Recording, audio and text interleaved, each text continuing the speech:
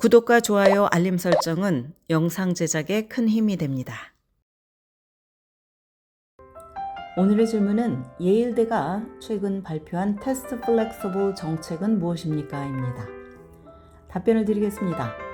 MIT, 조지타운대, 다머스대에 이어서 예일대가 입시 과정에서 SAT와 ACT 등 표준시험 점수 제출을 다시 의무화하기로 최근에 결정을 했습니다. 그러면서 해당 정책을 테스트 플렉서블이라고 발표를 했습니다. 이 정책은 독특한 면이 있습니다. SAT, ACT, AP, IB 중에 4가지 유형의 시험 중에 하나를 선택해서 점수를 내는 방식입니다.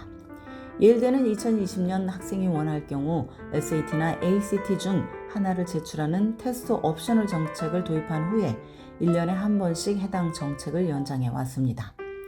이번에 들고 나온 테스트 플렉서블 정책으로 2025년 가을학기 지원자들은 5년 만에 의무적으로 시험 점수를 제출하게 되었습니다.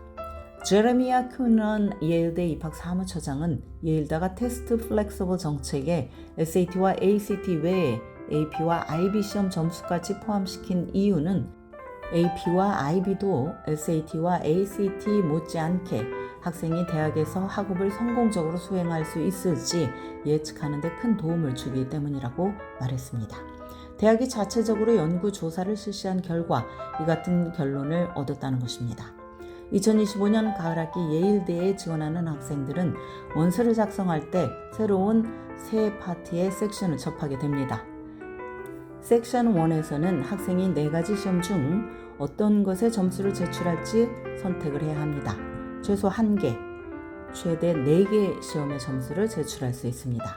섹션 2에서는 학생이 직접 해당 시험 점수를 입력을 해야 합니다. 섹션 3는 옵셔널로 해당 시험 점수와 관련된 특이사항 또는 시험과 관련해서 개인적으로 대학에 알리고 싶은 정보 등에 대해서 쓸 수 있습니다. 만약 지원자가 4개 시험 중에 AP를 선택하면 지금까지 치른 모든 AP 테스트 점수를 제출해야 합니다. 이 같은 테스트 플렉서블 제도를 악용하면 불이익을 당할 수 있다는 점을 기억을 해야 합니다. 예를 들어서 이탈리아어가 모국어인 학생이 AP 과목을 제공하지 않는 고등학교에 다니면서 AP 이탈리아어 시험을 치르고 만점인 5점을 받았다고 칩시다. 이 학생은 AP 이탈리아어가 시험 점수 하나만 제출을 하면 예일대의 테스트 플렉서블 요구사항은 충족을 시키는 것입니다. 하지만 이 경우에 경쟁력은 없다고 보는 것이 타당합니다. 만약 지원자가 아무런 시험 점수를 원서에 기입하지 않을 경우 원서는 불완전 판정을 받습니다.